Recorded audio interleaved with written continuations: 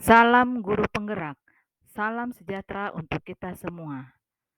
Perkenalkan, nama saya Ferawati Nenggolan. Saya mengajar di SD Santa Maria Pekanbaru.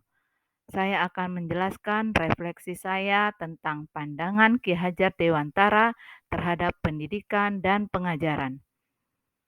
Konsep pemikiran pendidikan Ki Hajar Dewantara dapat ditelusuri pada saat mendirikan Taman Siswa.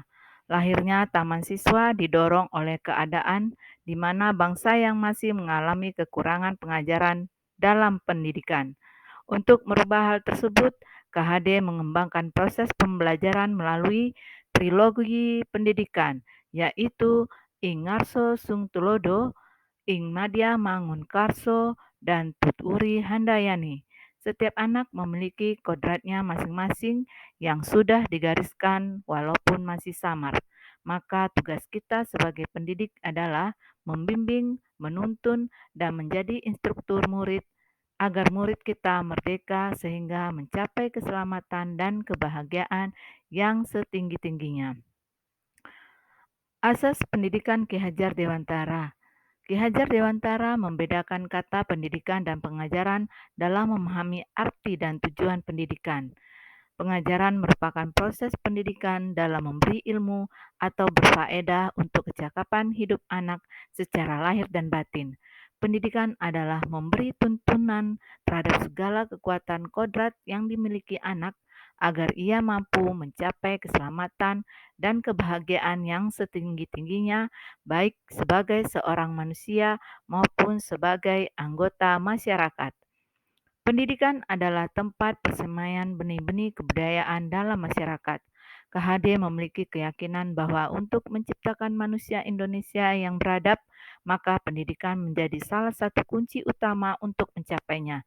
Pendidikan dapat menjadi ruang berlatih dan bertumbuhnya nilai-nilai kemanusiaan yang dapat diteruskan atau diwariskan. Peran orang tua ketika di rumah, peran guru ketika berada di sekolah, dan peran masyarakat ketika di lingkungan sekitarnya sangat penting untuk mendidik dan dijadikan teladan atau panutan dalam melakukan sikap-sikap terpuji sehingga anak-anak kita memiliki sikap beriman dan bertakwa kepada Tuhan Yang Maha Esa, mandiri, gotong royong, bernalar kritis, kreatif, dan kebinakaan global yang sesuai dengan profil pelajar Pancasila. Inti dari filsafat pendidikan Ki Hajar Dewantara adalah perubahan. Filosofi KHD tentang perubahan ada tiga, yaitu kodrat keadaan, yang dibagi menjadi dua, kodrat alam dan kodrat zaman.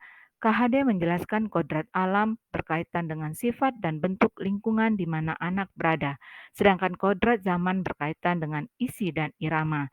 Yang kedua, prinsip melakukan perubahan. Di dalamnya ada asas trikon, yaitu kontinuitas, konvergensi, dan konsentris.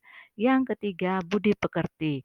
Menurut KHD, budi pekerti atau watak atau karakter merupakan perpaduan antara gerak pikiran, perasaan, dan kehendak atau kemauan sehingga menimbulkan tenaga.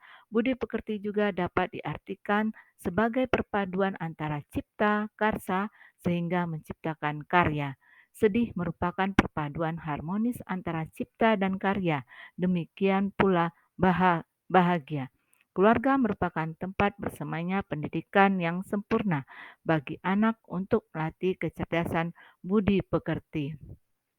Yang saya lakukan agar proses pembelajaran yang mencerminkan pemikiran KHD dapat terwujud di kelas adalah: pertama, mendesain dan melakukan pembelajaran yang berpusat pada siswa atau student center learning dengan menggunakan pembelajaran cooperative learning dan menggunakan metode permainan. Yang kedua, memberikan pendidikan budi pekerti dengan melaksanakan pembiasaan dalam kegiatan keagamaan di sekolah maupun di rumah dan menumbuhkan sikap sopan santun, disiplin, gotong royong, dan kreatif pada siswa. Yang ketiga, melakukan koordinasi dengan pihak sekolah, guru, dan orang tua siswa untuk mewujudkan pembelajaran yang menyenangkan dan berpusat pada siswa. Demikian pemaparan saya mengenai refleksi Ki Hajar Dewantara. Sekian dan terima kasih. Salam bahagia.